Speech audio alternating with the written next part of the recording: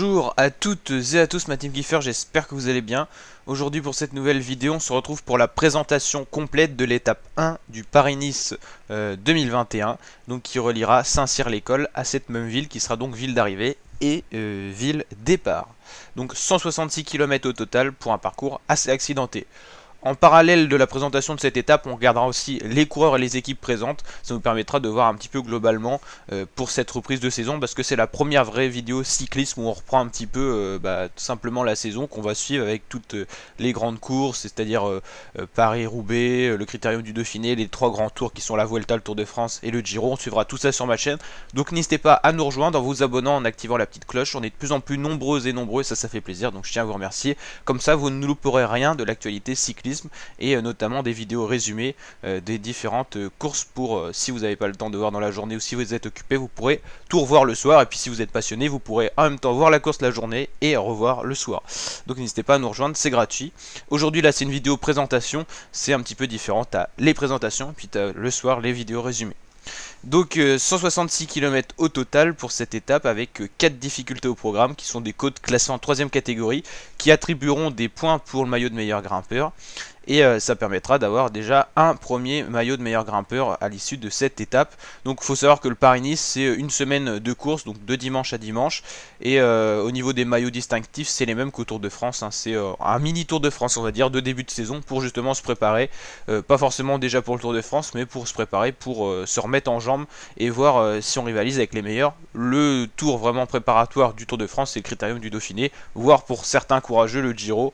Mais ça dure quand même 3 semaines, donc c'est assez compliqué d'enchaîner les deux. Donc une étape accidentée. Alors est-ce qu'on va avoir un sprint? Peut-être un sprint en petit comité avec les sprinteurs qui passent bien les bosses, mais au final les bosses sont pas si durs que ça, hein. C'est 1 km à 5% de moyenne. La plupart des sprinteurs pourront gravir ça.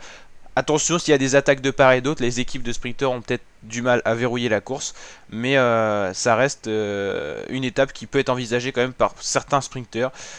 Tout dépend du scénario de course, si une échappée arrive à prendre beaucoup d'écart et si ça attaque dans les différentes difficultés.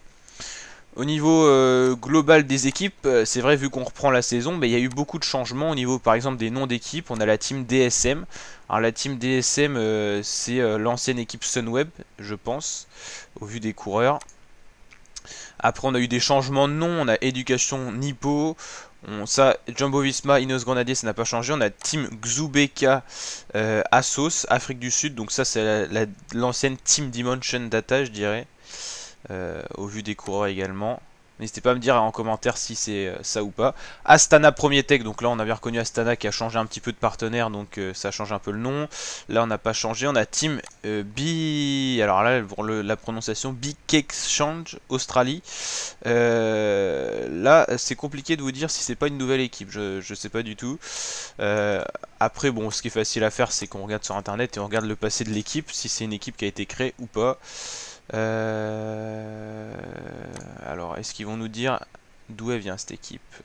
Bon, elle existe depuis longtemps et l'ancienne dénomination c'est Mickelton Scott, voilà. Donc c'est plutôt facile à retrouver un petit peu le parcours de l'équipe. Mais c'est vrai qu'avec un nom aussi différent et le mercato des coureurs, faut encore arriver à retrouver quelle équipe c'est. Pareil, Bahrain Victorious s'est changé de nom un peu, AG2R Citroën Team. Alors il y a une équipe qui est assez drôle, c'est Intermarché ou Antigobert Matériaux, ils ont mis tous les partenariats dans le nom, quoi. C'est le bon nom à rallonge.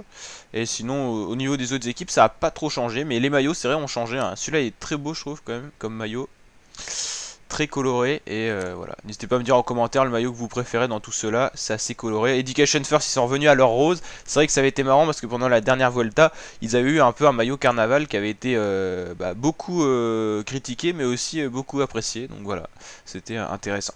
Donc n'hésitez pas à liker la vidéo si elle vous a plu, à vous abonner à ma chaîne pour d'autres vidéos de ce genre. Ciao mes fratés.